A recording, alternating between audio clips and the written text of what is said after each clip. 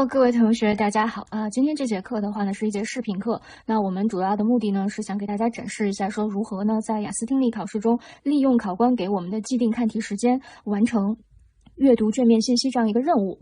那在整个看这节视频课的过程中呢，大家不需要跟着我一起做题啊，大家需要做的事情就是关注一下啊，我做了哪些圈画啊，做了哪些标注，那么在某一个时间点啊，去看了哪些后面的题目啊，这些是大家应该去关注的。那未来的话，你自己在做模拟题，甚至是到了真实的考场的时候呢，就可以按照我们现在这种方式啊，去大胆的阅读题目了。好，那话不多说，我们现在就开始进行听力模拟这样一个环节。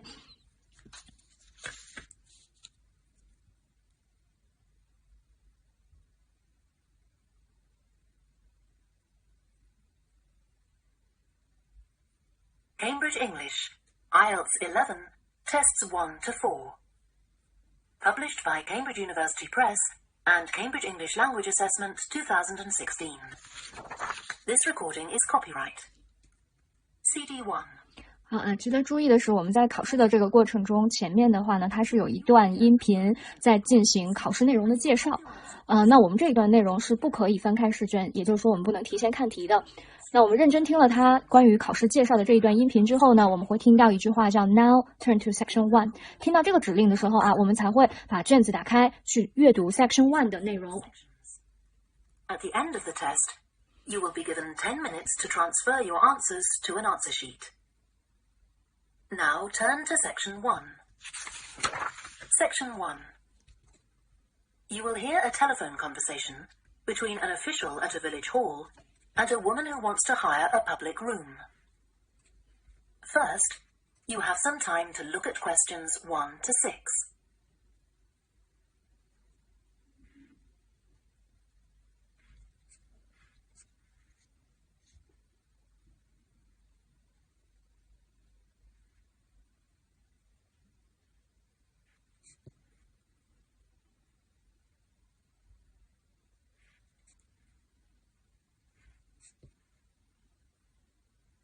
Now we shall begin.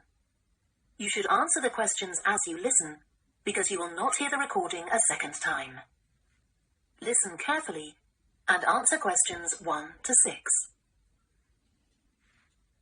Hello? Oh, hello. I wanted to inquire about hiring a room in the village hall for the evening of September the 1st. Let me just see. Yes, we have both rooms available that evening. There's our main hall, that's got seating for 200 people, or there's the Charlton room. Sorry? The Charlton room, Charlton. That's got seating for up to 100. Well, we're organising a dinner to raise money for a charity, and we're hoping for at least 150 people. So, I think we'll go for the main hall. How much would that cost? Let's see, you wanted it for the evening of September the 1st? Yes, that's a Saturday. So, from 6 p.m. to midnight, that'd be £115. That's the weekend price. It's £75 on weekdays. That's all right. And I have to tell you, there's also a deposit of £250, which is returnable, of course, as long as there's no damage. But we do insist that this is paid in cash. We don't take cards for that. You can pay the actual rent of the room however you like, though. Cash, credit card, cheque. Oh, well, I suppose that's okay. So, does the charge include use of tables and chairs and so on? Oh, yes. And what about parking? Yeah, that's all included. The only thing that isn't included is, you said you were organising a dinner? Yeah. Well, you'll have to pay extra for the kitchen if you want to use that. It's £25. It's got very good facilities, good quality cookers and fridges and so on. Okay. Well, I suppose that's all right. We can cover the cost in our entry charges. Right, so I'll make a note of that. Now, there are just one or two things you need to think about before the event. For example, you'll have to see about getting a licence if you're planning to have any music during the meal. Oh, really? It's quite straightforward. I'll give you the details later on. And about a week or 10 days before your event, you'll need to contact the caretaker, that's Mr. Evans, to make the arrangements for entry. He'll sort that out with you. And do I give him the payment as well? No, you do that directly with me. Before you hear the rest of the conversation, You have some time to look at questions 7 to 10.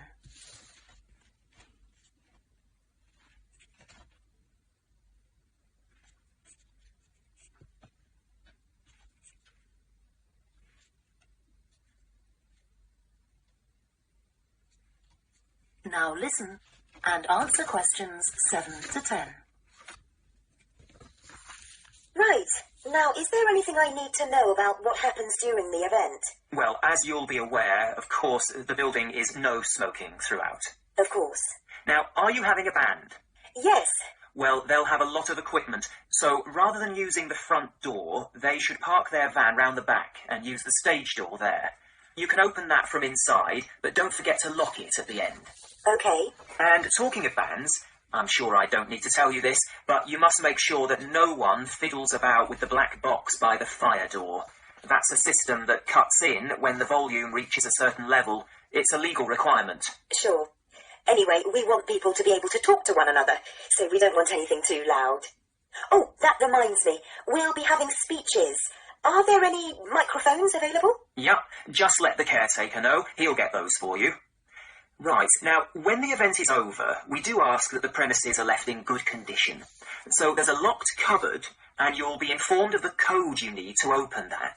It's got all the cleaning equipment, brushes and detergent and so on. Right.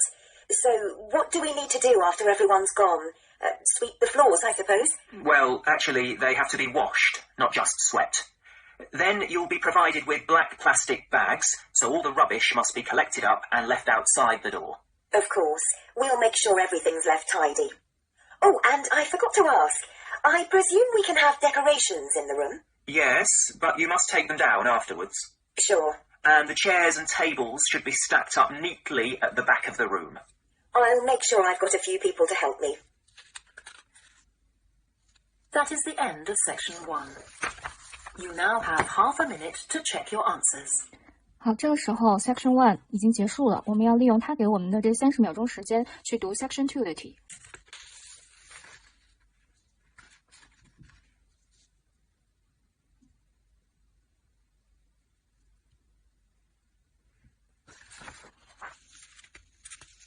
如果 Section 2你也看完了，你还可以往后接着看，去看 Section 3。Now turn to section 2. Section 2. You will hear a guide talking to a group of visitors to a farm. First, you have some time to look at questions 11 to 14.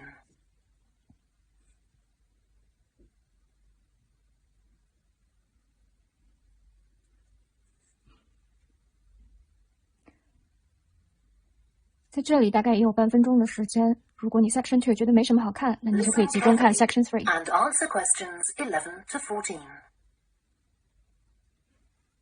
Welcome to the Fiddy Working Heritage Farm. This open-air museum gives you the experience of agriculture and rural life in the English countryside at the end of the 19th century. So you'll see a typical farm of that period, and like me, all the staff are dressed in clothes of that time. I must give you some advice and safety tips before we go any further. As it's a working farm, please don't frighten or injure the animals. We have a lot here, and many of them are breeds that are now quite rare. And do stay at a safe distance from the tools. Some of them have sharp points, which can be pretty dangerous, so please don't touch them. We don't want any accidents, do we? The ground is very uneven, and you might slip if you're wearing sandals, so I'm glad to see you're all wearing shoes. We always advise people to do that. Now, children of all ages are very welcome here, and usually even very young children love the ducks and lambs, so do bring them along next time you come. I don't think any of you have brought dogs with you, but in case you have, I'm afraid they'll have to stay in the car park unless they're guide dogs. I'm sure you'll understand that they could cause a lot of problems on a farm. Before you hear the rest of the talk, you have some time to look at questions 15 to 20. 这中间的停顿呢，是给大家看 Section 2后面这部分题的。但如果你已经看完了，那就迅速转去看 Section 3的题目。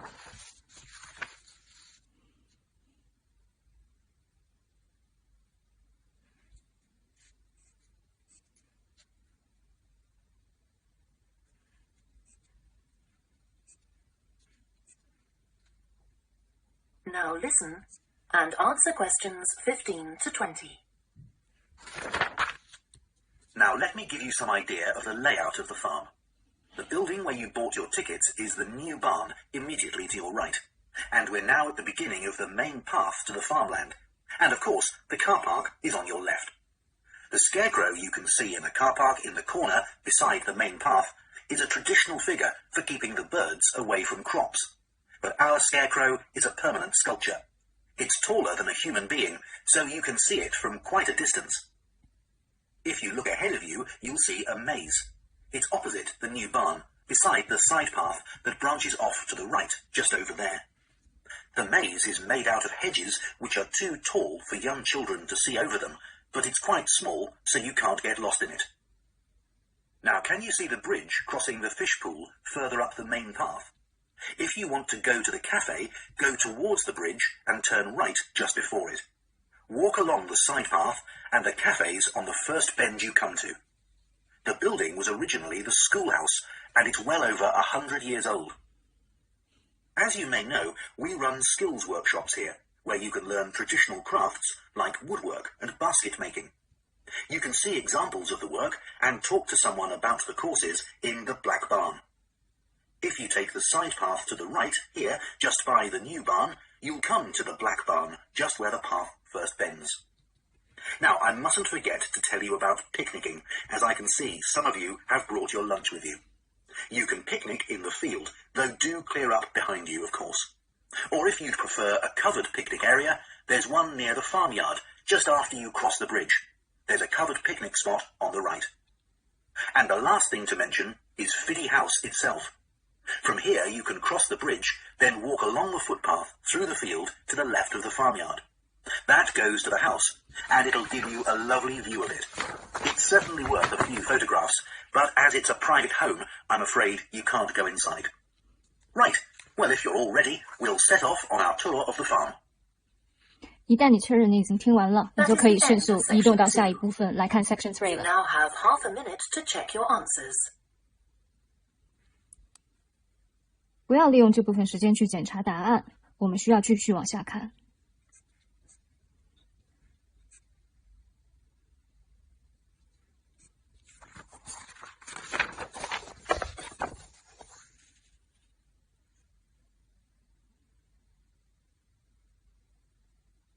Now turn to Section 3. Section 3. You will hear two psychology students called Lisa and Greg discussing a project they have to do. First, you have some time to look at questions 21 to 27. 这一部分是有10道选择题我们在考试的过程中要把时间留给这样的题，更多的时间留给难题。那么第一遍的话呢，我们先看题干，接下来第二遍，现在这30秒我们就可以去捋着选项去看了，因为我们时间是有限的。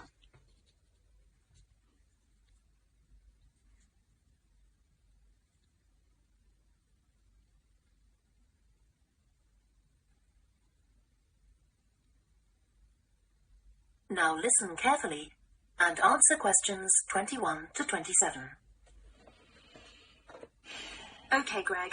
So I finally managed to read the article you mentioned, the one about the study on gender in physics. About the study of college students done by Akira Miyake and his team. Yeah, I was interested that the researchers were actually a mix of psychologists and physicists. That's an unusual combination. Yeah. I got a little confused at first about which students the study was based on. They weren't actually majoring in physics, they were majoring in what's known as the STEM disciplines. That's science, technology, engineering, and math. Yes, but they were all doing physics courses as part of their studies. That's correct. So, as I understood it, Miyake and co. started from the fact that women are underrepresented in introductory physics courses at college, and also that, on average, the women who do enroll on these courses perform more poorly than the men. No one really knows why this is the case. Yeah, but what the researchers wanted to find out was basically what they could do about the relatively low level of the women's results. But in order to find a solution, they needed to find out more about the nature of the problem. Right. Now, let's see if I can remember. It was that in the physics class, the female students thought the male students all assumed that women weren't any good at physics. Was that it? and they thought that the men expected them to get poor results in their tests. That's what the women thought, and that made them nervous, so they did get poor results. But actually, they were wrong. No one was making any assumptions about the female students at all. Anyway, what Miyake's team did was quite simple, getting the students to do some writing before they went into the physics class. What did they call it? Values affirmation. They had to write an essay focusing on things that were significant to them, not particularly to do with the subject they were studying, but more general things like music or people who mattered to them. Right. So the idea of doing the writing is that this gets the students thinking in a positive way. And putting these thoughts into words can relax them and help them overcome the psychological factors that lead to poor performance. Yeah. But what the researchers in the study hadn't expected was that this one activity raised the women's physics grades from the C to the B range. A huge change. Pity it wasn't to an A, but still. No, but it does suggest that the women were seriously underperforming beforehand in comparison with the men. Yes. Mind you, Miyake's article left out a lot of details, like did the students do the writing just once or several times? And had they been told why they were doing the writing? That might have affected the results. You mean, if they know the researchers thought it might help them to improve, then they just try to fulfill that expectation? Exactly. Before you hear the rest of the discussion, you have some time to look at questions 28 to 30. 好，后面的题我们有充分的时间去看，前面的题大家不要犹豫太久。那我们在写答案的过程中可以做一些标记，你的排除、你的猜测啊，你都可以在旁边以问号或者叉或者对号的形式标记出来。So anyway, I thought for our project we could do a similar study, but investigate whether it really was the writing activity that had that result. Okay, so we could ask them to do a writing task about something completely different. Something more factual? Like a general knowledge topic? Maybe. Or we could have half the students doing a writing task and half doing something else, like an oral task. Or even half do the same writing task as in the original research and half do a factual writing task. Then we'd see if it really is the topic that made the difference or something else. That's it. Good. So at our meeting with the supervisor on Monday, we can tell him we've decided on our project. We should have our aims ready by then. I suppose we need to read the original study. The article's just a summary. And there was another article I read by Smolinski. It was about her research on how women and men perform in mixed teams in class, compared with single-sex teams and on their own. Let me guess. The women were better at teamwork. That's what I expected. But actually, the men and the women got the same results, whether they were working in teams or on their own. But I guess it's not that relevant to us. What worries me, anyway, is how we're going to get everything done in the time. We'll be okay now we know what we're doing. Though I'm not clear how we assess whether the students in our experiment actually make any progress or not. No, we may need some advice on that. The main thing's to make sure we have the right size sample, and not too big or too small. That shouldn't be difficult. Right, what do we need to do next? We could have a look at the timetable for the science classes, or perhaps we should just make an appointment to see one of the science professors. That'd be better. Great. And we could even get to observe one of the classes. What for? Well, okay, maybe let's just go with your idea. Right, well, I think that's everything. 一旦确认听完，我们就会往后翻。You now have half a minute to check your answers. 这段时间不要去检查 Section 3的内容，而是要往后看 Section 4的内容。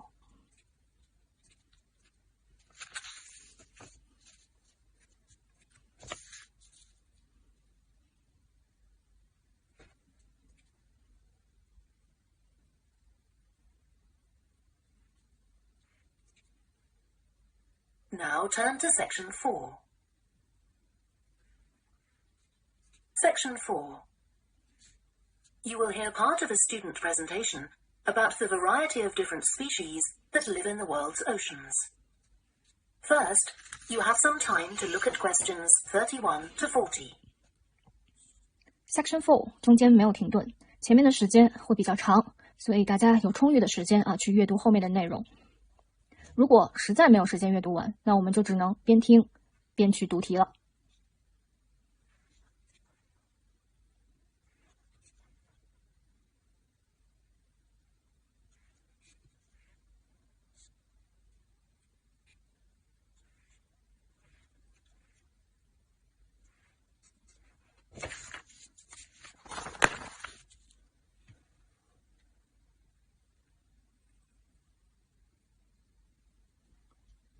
读题的过程中，我们可以先从整体，再到局部，了解大意之后，就更容易代入，更容易有正确的预测。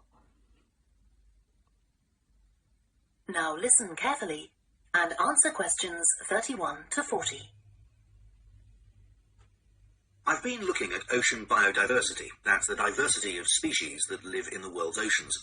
About 20 years ago, biologists developed the idea of what they called biodiversity hotspots. These are the areas which have the greatest mixture of species. So one example is Madagascar. These hotspots are significant because they allow us to locate key areas for focusing efforts at conservation. Biologists can identify hotspots on land fairly easily, but until recently, very little was known about species distribution and diversity in the oceans, and no one even knew if hotspots existed there. Then a Canadian biologist called Boris Worm did some research in 2005 on data on ocean species that he got from the fishing industry. Worm located 5 hotspots for large ocean predators, like sharks, and looked at what they had in common. The main thing he'd expected to find was that they had very high concentrations of food, but to his surprise, that was only true for 4 of the hotspots. The remaining hotspot was quite badly off in that regard. But what he did find was that in all cases, the water at the surface of the ocean had relatively high temperatures, even when it was cool at greater depths. So this seemed to be a factor in supporting a diverse range of these large predators.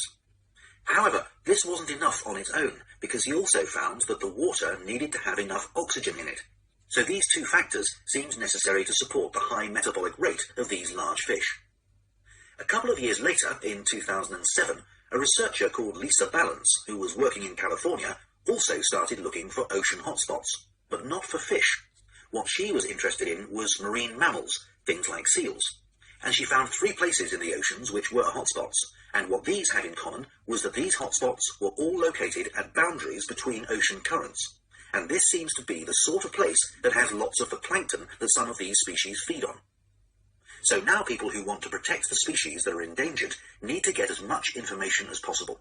For example, there's an international project called the Census of Marine Life. They've been surveying oceans all over the world, including the Arctic. One thing they found there, which stunned other researchers, was that there were large numbers of species which live below the ice, sometimes under a layer up to 20 meters thick. Some of these species had never been seen before. They've even found species of octopus living in these conditions. And other scientists working on the same project, but researching very different habitats on the ocean floor, have found large numbers of species congregating around volcanoes, attracted to them by the warmth and nutrients there. However, biologists still don't know how serious the threat to their survival is for each individual species. So a body called the Global Marine Species Assessment is now creating a list of endangered species on land, so they consider things like the size of the population, how many members of one species there are in a particular place, and then they look at their distribution in geographical terms, although this is quite difficult when you're looking at fish because they're so mobile. And then thirdly, they calculate the rate at which the decline of the species is happening. So far, only 1,500 species have been assessed, but they want to increase this figure to 20,000. For each one they assess, they use the data they collect on that species to produce a map showing its distribution. Ultimately, they will be able to use these to figure out not only where most species are located, but also where they are most threatened. So, finally, what can be done to retain the diversity of species in the world's oceans? Firstly, we need to set up more reserves in our oceans, places where marine species are protected. We have some, but not enough. In addition, to preserve species such as leatherback turtles, which live out in the high seas but have their nesting sites on the American coast, we need to create corridors for migration, so they can get from one area to another safely. As well as this, action needs to be taken to lower the levels of fishing quotas to prevent overfishing of endangered species. And finally, there's the problem of bycatch. This refers to the catching of unwanted fish by fishing boats. They're returned to the sea, but they're often dead or dying. If these commercial fishing boats used equipment which was more selective so that only the fish wanted for consumption were caught, this problem could be overcome. Okay, so does anyone have any questions? That is the end of section 4. You now have half a minute to check your answers. 这个时候音频已经全部结束了。那么它给我们的这段停顿时间呢，你可以去检查一下 Section 4的内容，因为后面已经没有题再需要让我们去阅读了。所以如果你觉得有一些拼写的疑问，那你现在可以去做一些修正或者做一些思考。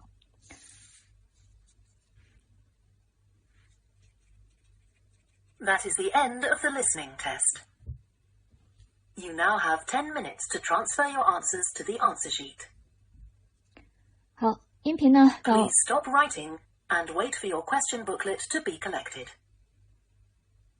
好，音频到这里就结束了啊。他说我们现在有10分钟的时间去誊写我们的答案，然后在我们誊写完答案之后的话呢，我们的考官会把我们这一本试卷收走，但是答题纸还留在你的身边因为答题纸的背面呢是阅读的答题纸听力和阅读它是一个正反面的答题纸。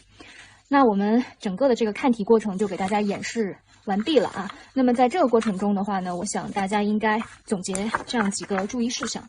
第一点的话呢，就是我们会发现需要画一些你认为重要的内容，给自己做一个精神上的提示。那么第二点，我们需要听音频的指令。我们听到他说 Now we shall begin 的时候，我们就应该立刻回到他所念的相应题号。比如说他现在读第一题到第5题 OK， 那我们就迅速回到第一题，不要耽误过多的时间错过音频的最开始。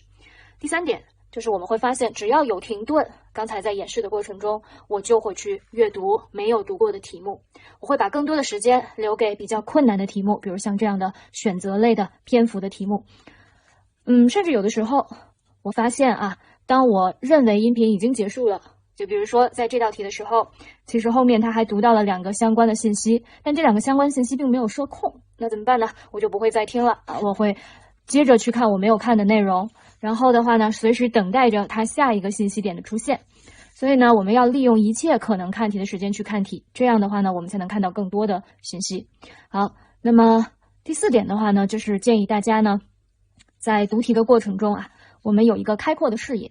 我们一只手的话呢，去比着题目，但是呢，我们要有开阔的视野，不要用笔挡住这个相关的重要信息。另外一只手的话呢，点指你要阅读的题目周围，这样的话呢，保证你是一个精神集中的状态，同时呢，你又可以目测到2到3道题因为有的时候可能我会错过其中的1道题，但只要我视野开阔，那么后面的题目我还是能看得到不会因为我做了一些相关的遮挡只关注了眼前的1道题，而后面的题目呢全部都错过了所以一定要保证自己有指向性，并且视野是开阔的。最后一点呢，就建议大家呢，如果时间紧迫的话我们要从整体开始阅读。比如说我们在阅读比较困难的长选择的时候，像这次考试中我们看到的这个 Section 3，那么它是比较困难的题目，那我会先从题干开始读起，也就是从整体的概括信息去读起。当我把题干读完了之后我大概知道这篇文章讲的是一个什么内容，再利用时间去阅读选项如果实在有读不完的题目的时候呢，我们就只能是边听题边去审题了，不要过分的慌张。好了，那这次课的话呢，我们就讲到这儿希望大家在考试和平时练习的时候，也把我们今天讲到的这些要点应用起来。再见了，同学们。